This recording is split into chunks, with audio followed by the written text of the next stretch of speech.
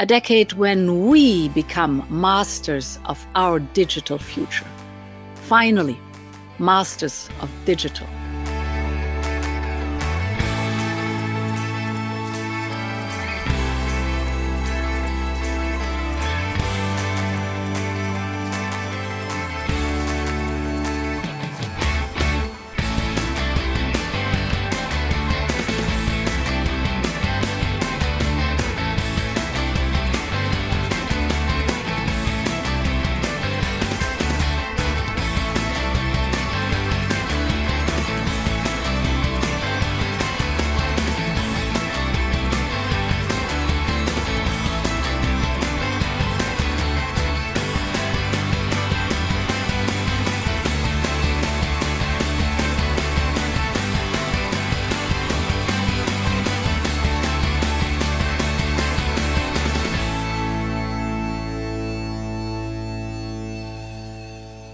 Very, very warm welcome to this 6th edition of Masters of Digital, but the first edition, which is, of course, a hybrid event. My name is Katrina Sickle. I have the pleasure of navigating all of us through this really content-rich day. This is what you're going to find with the Director General of Digital Europe, Cecilia Bonefeld-Dahl. And we're going to both wish you a very good evening at 6 o'clock. Now, warm thanks to the 3,000, I think more than 3,000 people who registered from all over the world, and to those of you who are actually tuning in. Now, we did have a word cloud. I can't see it at the moment. I don't know whether you can, but the word cloud shows that people really are joining from the 4 corners, and huge thanks. I think you've all got slightly virtual and hybrid event fatigue, so it's spectacular. And greatly appreciated that you are with us. And of course, thanks to all of you who are here at the hotel in Brussels. It so helps and gives a bit of energy to events. Now, a reminder to all of you here, you know that you need to keep your masks on at all times. Of course, it's obvious. I wasn't going to say this, but not when you're eating and drinking, then it's okay. And also, please make a note that the fire exits are the doors that you came through, but I don't see any reason that we'll need those. Now, ours, I'm going to look at all of you here, and I'm going to look at the lovely people online. So I'm hoping I'm hitting the right camera. Ours is an interactive event. What does it mean? It means we do want to hear from you to the best of my ability to squeeze in questions and comments. So some of that will be via Mentimeter. I'm not going to talk about that at the moment. And of course, any time via Twitter, hashtag MOD 2022. So, put something dynamic and spirited out there. Go on, really. Don't be lazy. Please get on Twitter. And if there's time, I will try and highlight a few of the top tweets throughout the day. So there's your incentive if that floats your boat. But back to the here and now. I'm going to finish up the housekeeping after 3 opening presentations from 3 fabulous speakers. And the first of those is, of course, Cecilia Bonefeld-Dahl. So please kick me off the lectern. A warm round of applause, please.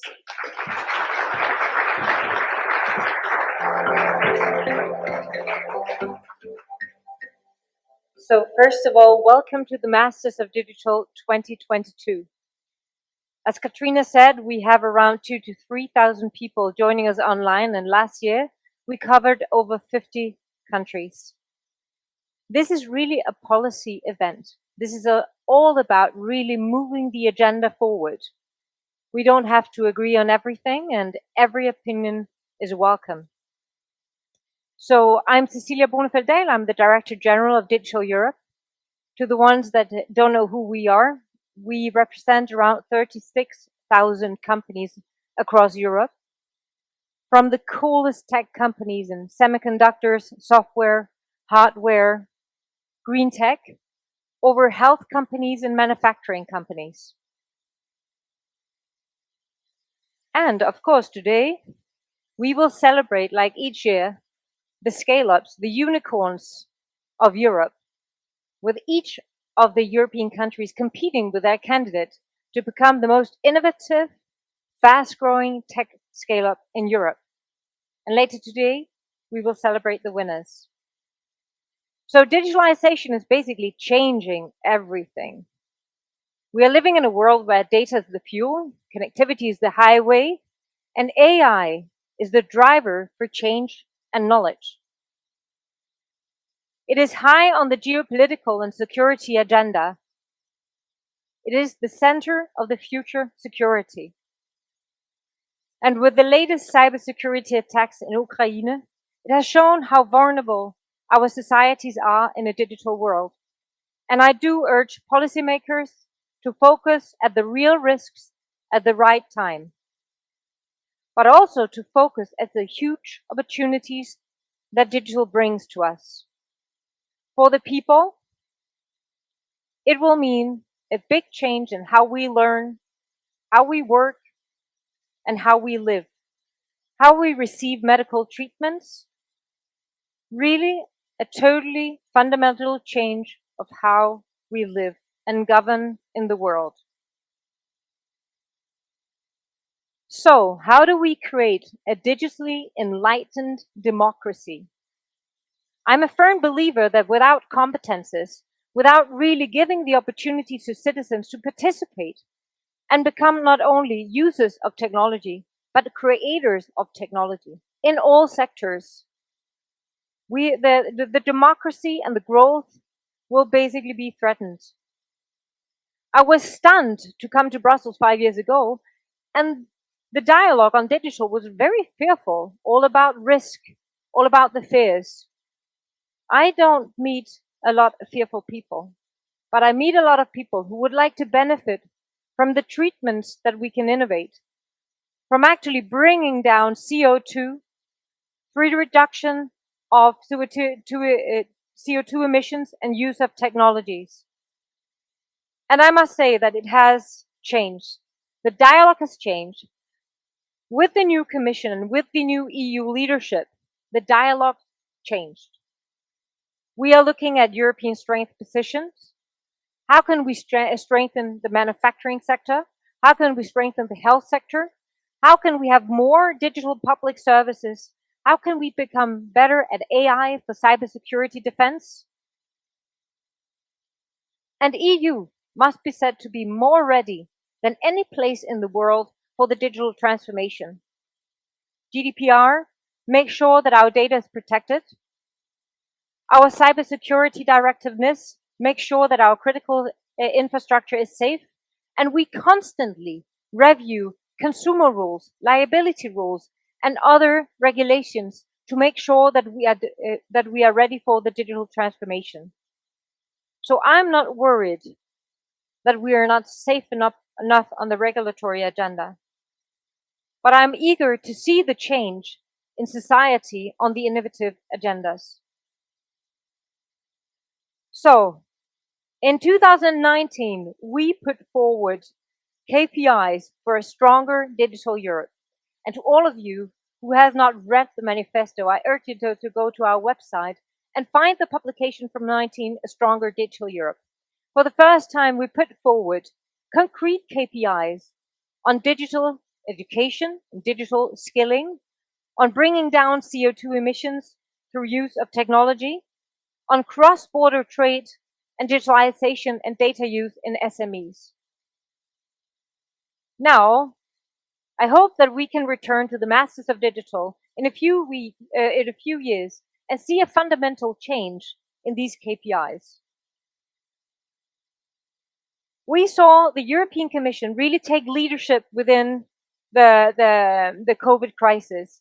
20% of the 750 billion euros dedicated to the recovery fund was dedicated towards digital transformation. And actually, right now, the share is even bigger at 26%. So, we have been putting our money where our mouth is. Now, we need to walk the talk. And with that, actually also, they published the Digital Decade Compass, the Digital Compass, with their KPIs for a stronger digital Europe. So, I hope, even though today we see only quite incremental changes in some of the KPIs, if we look at unicorns, for example, we know that in 2019, in EU, mark my words, we had 5% of the world's unicorns. Including the UK, we were at 12%. In 2020, we were at 13%. So it's moving ahead, and the total amount of unicorns are actually growing fast, but the percentage and the share is more or less still the same. But I can tell you that we are celebrating that actually two of the company future unicorns that we were celebrating in these events have actually become unicorns, real life. And I'm sure that this will continue. Apparently, it seems that Digital Europe and our membership organizations are very good at spotting talent and spotting the future unicorns. As I said, there's still a long way to go to actually bring everybody along. We are in this room, and everybody who's listening in, we are the masters of digital. And we need to make sure that we bring along the people on that journey and that we give the opportunity of participation to everyone. So, there's been a lot of talk about digital sovereignty. What is digital sovereignty really?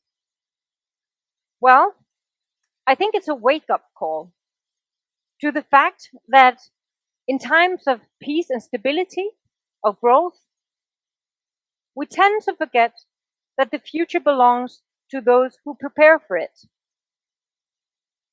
And we woke up to the fact during the COVID crisis that supply chain that we took for given were not resilient. A good example was the shortage of semiconductors.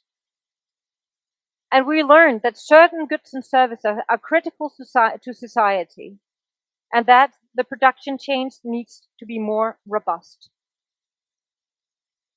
We also saw that the French presidency being quite committed to a European agenda, saying that sovereignty, digital sovereignty, is not national, it is European. Well, we can only agree. No country in Europe would ever have the scale and the speed to address digital transformation and digital technologies growth within one country alone. But sovereignty is also about collaboration. It is not about them and us. Sovereignty is about creating a stronger digital Europe, more unicorns, more innovation, but also about being a stronger tech ally. To me, it's a concept that benefits everyone. It is about developing technologies in a global supply chain with some of our absolute key partners. So, if we look, maybe flip to the next slide, please, Jan. So, some of the technologies that we are talking about here, everything from 6G, semiconductors, artificial intelligence, all called disruptive and emergent technologies, are quite closely linked to the security agenda, as I mentioned before. This is also why we see EU investment, heavy investment, and coming together as Europe investing in these technologies. This is also why we would hear later from the Deputy Secretary General of NATO, why NATO is starting initiatives like the NATO Investment Fund and the Diana program, collaborating closely with the private sector on innovation. Because it can only be said that technologies of this decade are invented in the private sector. Dual-use technology, green technologies, cybersecurity technologies, all derived from private sector companies. This is why the collaboration between the institutions and the private sector is becoming more and more crucial. So let me turn to one of the biggest themes of today, the Transatlantic Tech and Trade Council with the US. Today, we will publish our second publication on the TTC. So we will be talking about the common action, how to develop a joint cloud rulebook common principle for a safer internet, common standards for cybersecurity and artificial intelligence, and how to launch common investment programs in semiconductors. If we look at the relevance of collaboration between US and EU, well, I can tell you that 80% of European companies transfer data outside Europe, and only around a year ago, the data transfer mechanism between EU and US fell, the privacy shield. Today, we have secured interim measures to basically secure those transfers, but they are crucial for the growth of our economies. And I know that both sides of the Atlantic is working very hard to find a solution on this. And I hear there is great progress.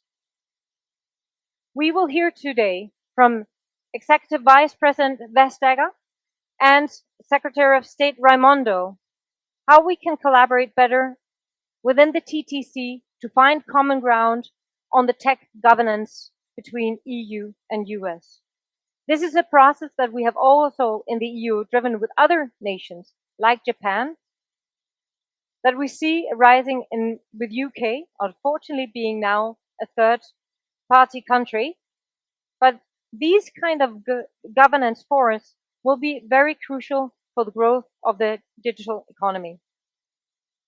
So it's about all the hard measures, standards, semiconductors, but it is also about people. Therefore, we are aiming also to set targets on retraining 20% of our workforce, 50% of SMEs using big data, and 30% of ITC specialists being women. And of course, on bringing down CO2 emissions. Tech seems to be hitting the agenda of everybody's lives and all the big agendas of the world. And only through international collaboration and European leadership can we actually change that. We need to find common ground. Turning to Ursula von der Leyen. Well, we can only say that she has been a great disruptor of technologies and digital policy. She actually stood up saying, we're going to make a twin transition, green and a digital transformation. And we had some dialogues and some doubts over the COVID crisis. Is this really the right thing to do? Is that the right direction? But Digital Europe stood firm. And with our members, we said, yes, this is the direction. And now we have the urgency to go through that transformation.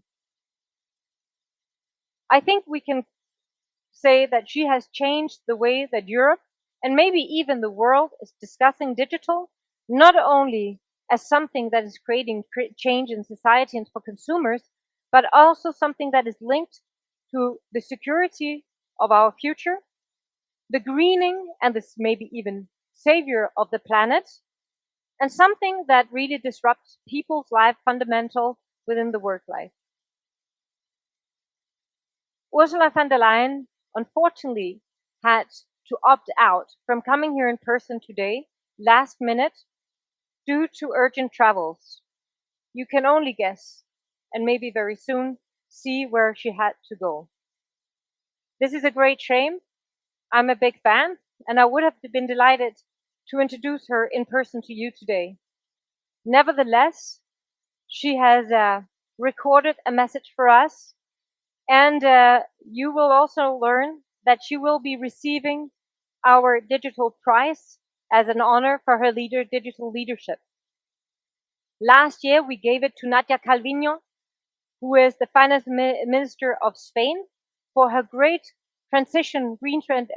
digital transition plan during COVID. She was actually head of budget here in EU before, and I had some great talks with her 3, 4, 5 years ago on how digital is changing the work environment and the world that we live in. This year, we give this prize to Ursula von der Leyen because of her leadership and how she has taken us through the COVID crisis and how she leads also the international collaboration agenda and the uniting of Europe around digital transformation. before you hear the message from Ursula von der Leyen, I'm delighted to also bring to stage our president. It seems that 3 strong women are leading tech at the moment. So Hilary Mine is the president of Digital Europe. She is also the vice president for strategy and technology for Nokia. And she's been leading the operations of Nokia in Benelux, Baltics, and Nordics for many years. She has a background in small and big companies and an international profile by heart. Welcome to stage, Hilary.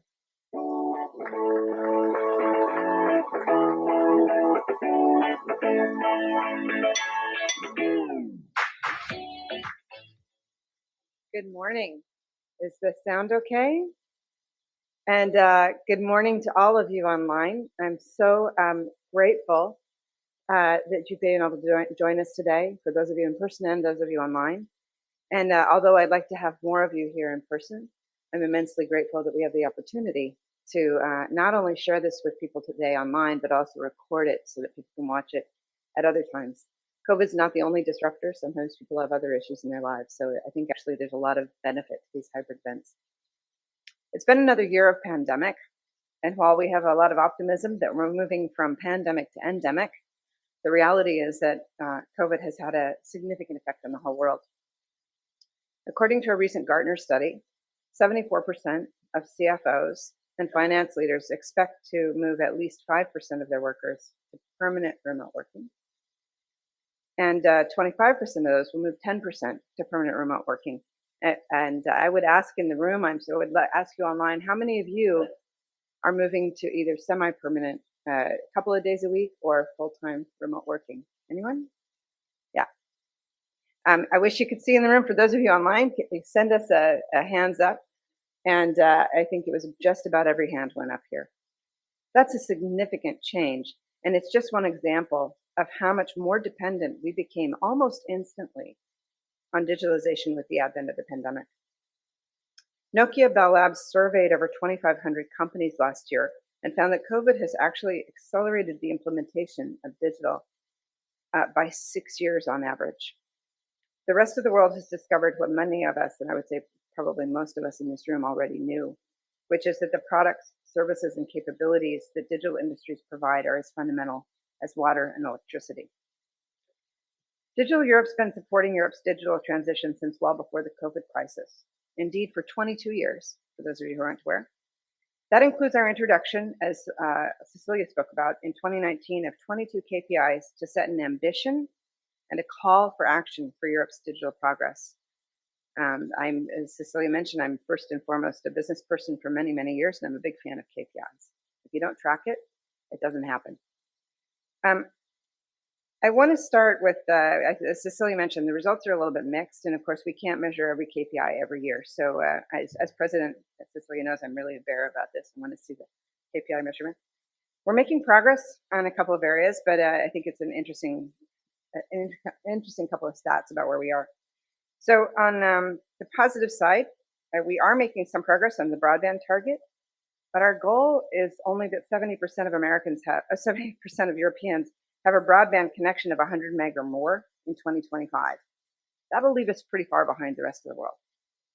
But I have confidence, and I really do, that we can and will do better. Today, 44.4% of Europeans have a broadband connection of 100 megabits or more. In China, that figure is 90%.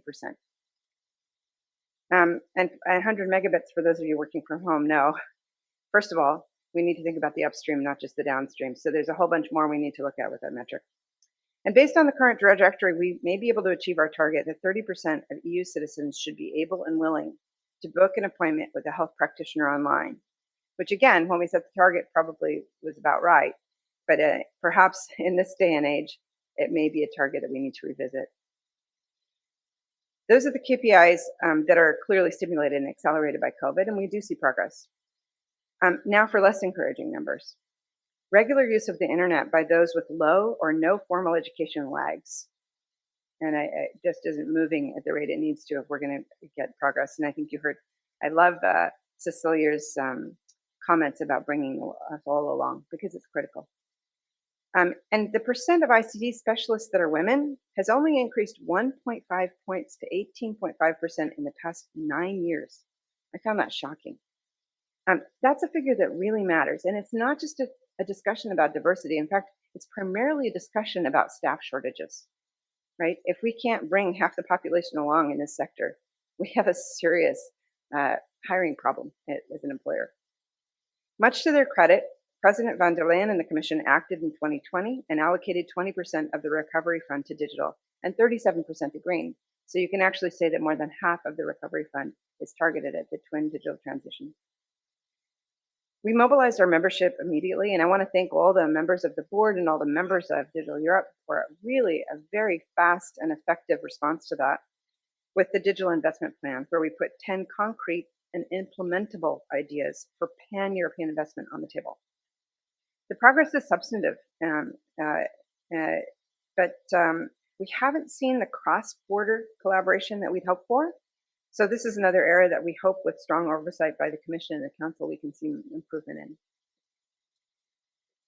Finally, Digital Europe has also provided 8 ideas to accelerate the green transition through digital. We firmly believe there is no green without digital. Connectivity, data flows, and digital skills will be vital to harness the benefits of technologies like AI and to reduce energy consumption across a range of sectors. And I'll give you a couple of simple examples. Nokia leverages AI with one of our largest communication service providers, and we've reduced their cooling requirements by 70% with AI. We'll not forget that to be competitive in 2030, we need to be investing in emerging technologies now, as Cecilia highlighted, both in their development and their deployment. That means cutting edge microelectronics, artificial intelligence, next generation edge cloud technologies, digital twins, 6G, and more. And in this respect, many Digital Europe members are part of the important project Common European Interest on Microelectronics and Connectivity, the Cloud IPSI, the EU's Cloud Alliance, HexaX, and will engage in the Smart Networks and Services R&D partnerships for 6G. We are also really looking forward to engage with the Commission on the upcoming EU Chips Act. I can't wait to see. I'm hoping it comes out Tuesday. We welcome the Commission President's latest speeches that point out the need to invest in Europe's chip design capabilities next to our related skills R&D and production facilities. And we fully support the Commission's KPI-led approach to the 2030 Digital Compass. And we appreciate the goals and direction set by the Digital Decade Strategy on mobile and fixed connectivity, cloud, microelectronics, and more. It will be important, though, that the Commission assesses interim progress regularly, and with early warnings if the 2030 end goals are at risk. There are some positive changes, but the speed of improvement is not where we need it to be. Moreover, we all know that the hardest kilometer is the last kilometer. For all of you who've worked on projects, you know that at the beginning, the first set of KPIs are the easiest to hit. It's the last bit that's the toughest. So if we wait until 2029 to figure out we're behind, we'll have a real problem. Now we're super delighted. We're incredibly sad that President von der Leyen couldn't be here, but we are super delighted to have her, and we really appreciate that she recorded something at the last minute on her way to a zone. Her repeated presence, or commitment, I should say, to Digital Europe, the MOD event, is testament to the importance she attaches to Europe's digital transition and to Digital Europe as a central place for international debate on the topics. So thank you again for joining us today. I hope you find that it's a really interesting and substantive day, and we look forward to your feedback, both online and in this room. And back to you, Cecilia.